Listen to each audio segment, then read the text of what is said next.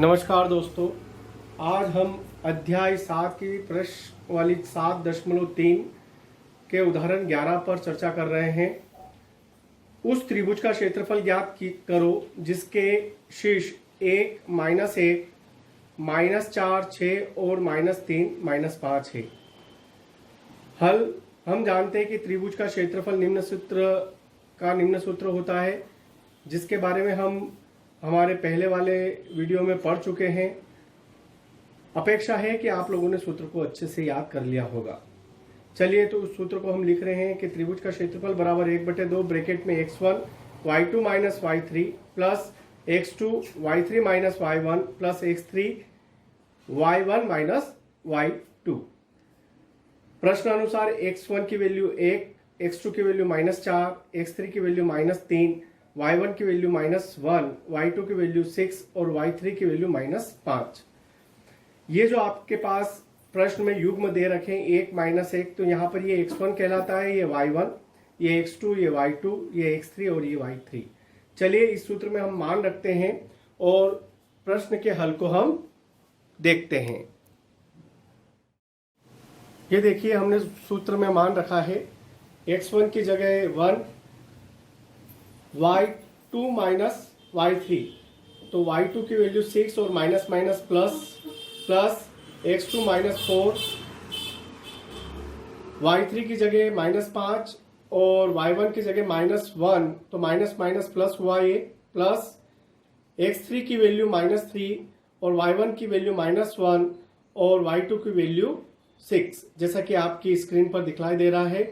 यहाँ पर हमने इस सूत्र में मान रखा है, उसे हल किया है, तो 6 और 5 11, 11 का मल्टीप्लिकेशन 1 में किया तो 11, प्लस -5 में से धन के गए तो माइनस के 4, -4 का मल्टीप्लिकेशन -4 में तो माइनस प्लस के 16, और इसी प्रकार से आप यहाँ देखेंगे तो -1 -6 तो माइनस के 7, माइनस प्लस हो जाएगा मल्टीप्लिकेशन में, और 7 या 21।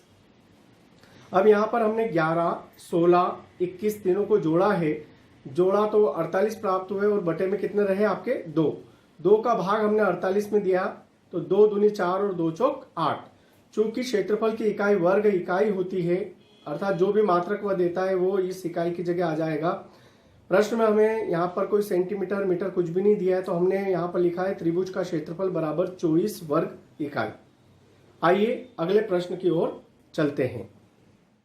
देखिए, अगले उदाहरण में उदाहरण नंबर 14, ये भी संभावित प्रश्न की श्रेणी में है। k का मान ज्ञात करो यदि बिंदु a ब्रैकेट में 2, 3, b ब्रैकेट में 4, k और c ब्रैकेट में 6, -3 सरेखी है। यहाँ पर आपको बिंदुओं को सरेखी दिया गया है, अर्थात त्रिभुज का क्षेत्रफल जब बिंदु सरेखी होते हैं तो त्रिभुज का क्षेत्रफल 0 होता है, अर्थात आकृति त्रिभुज की निर्मित नहीं होती है ना, एक सरल रेखा बनती है।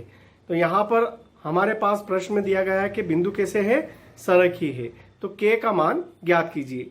चलिए हम k का मान ज्ञात करते हैं। इस प्रश्न के हल को देखते हैं।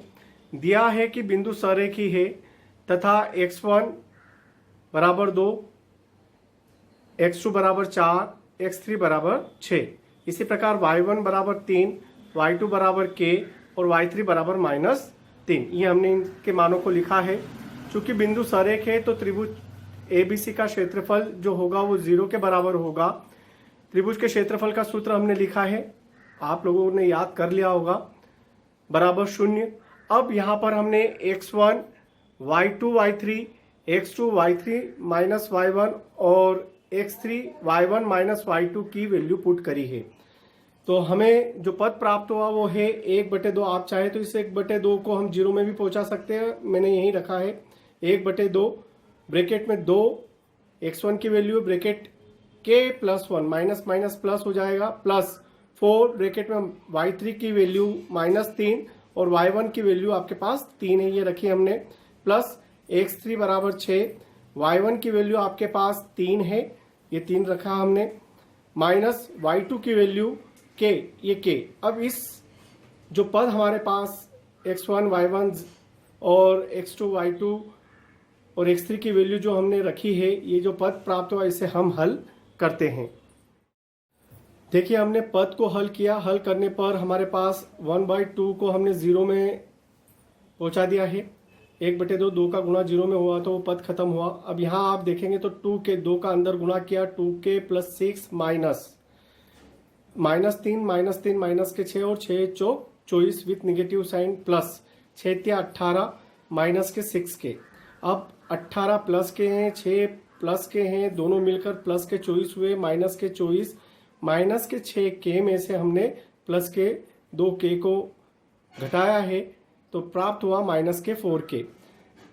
ये 24 धन के और माइनस के 24 कैंसिल हुए तो प्राप्त हुआ -4 के इज इक्वल टू 0। -4 के को डिवाइड कर दिया 0/-4 अर्थात -0/4 तो 0 प्राप्त हुआ तो k का मान 0। अतः बिंदु सरेख है तो k का मान कितना प्राप्त होगा आपको, k बराबर 0 होगा। आइए अब हम अगले प्रश्न को देखते हैं। प्रश्न हमने एक्सरसाइज 7.3 का फर्स्ट लिया है जिसमें त्रिभुज का क्षेत्रफल ज्ञात करने के लिए कहा है जिसके शीर्ष 2 3 -1 0 2 और 4 है। आइए इस प्रश्न का हल देखते हैं हम। चलिए तो इसका हल हम करने जा रहे हैं। x1 बराबर 2, x2 बराबर -1, x3 बराबर 2, y1 बराबर 3, y2 बराबर 0 और y3 बराबर -4। सूत्र में मान रखा। अब आप लोगों को सूत्र में मान रखना भी आ गया होगा। सूत्र में मान रखने के बाद उसको हल किया हमने तो 0 + 4 4 बचेगा, 4 × 2 8, ये 8 आपके पास है, प्लस -4 -3 माइनस के 7 और -7 का मल्टीप्लिकेशन -1 में हुआ तो माइनस प्लस 7 और 2 × 3 2 3 ये 2 तिया 6 प्राप्त हुआ। इन तीनों को हमने जोड़ा जो ब्रैकेट के अंदर है राशि 8 7 और 6 तो 21 प्राप्त हुआ। 21/2 वर्ग इकाई या 21 में 2 का भाग देंगे हम तो हमारे पास आएगा 10.5 वर्ग इकाई। इस अध्याय के पहला हमने हल किया है, पहले का दूसरा छात्र स्वयं हल करेंगे। पाठ्य पुस्तक का दूसरा लिया है जो कि वर्ष 2020 वार्षिक परीक्षा में पूछा गया है। k का मान ज्ञात कीजिए ताकि तीनों बिंदु सरेखीय और बिंदु दिए गए 8 1 k -4 2 -5। हल हम जानते हैं कि बिंदु सरेख होंगे यदि त्रिभुज का क्षेत्रफल बराबर 0। तो हमने त्रिभुज का क्षेत्रफल लिखा है बराबर 0 लिया है। यहाँ पर हमने पुनः x1 x2 x3 y2 y3 y3 y1 और y1 y2 के मान रखे हैं। रखने पर उसे हल करने पर हम पाते हैं कि 8 - 6 के धन 10 बराबर 0, -6 के बराबर -18, माइनस से माइनस से कैंसिल हुआ, k बराबर 3।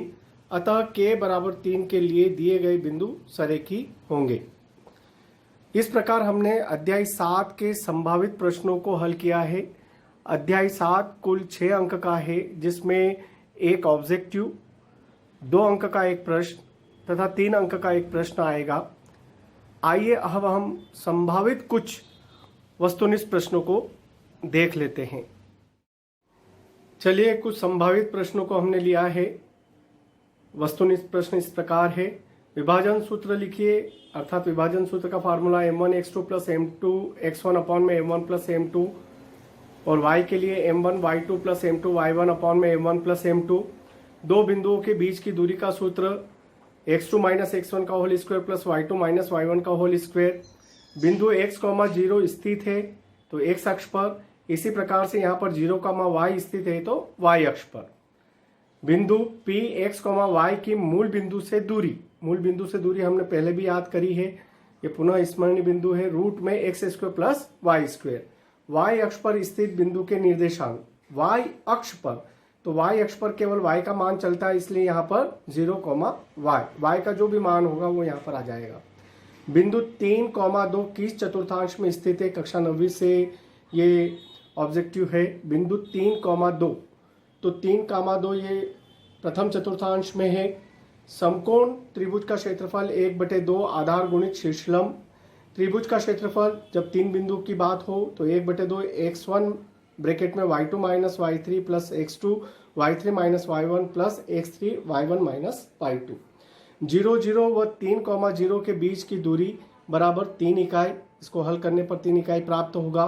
मूल बिंदु के निर्देशांक 0,0 होते हैं।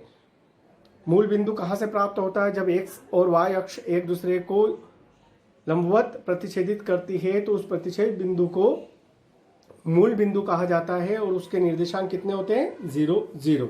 इस प्रकार आज हमने अध्याय 7 के अध्याय के प्रश्नवाली के साथ साथ में आवश्यक संभावित वस्तुनिष्ठ प्रश्नों का भी अध्ययन किया है। आप इन वस्तुनिष्ठ प्रश्नों को याद करें। धन्यवाद।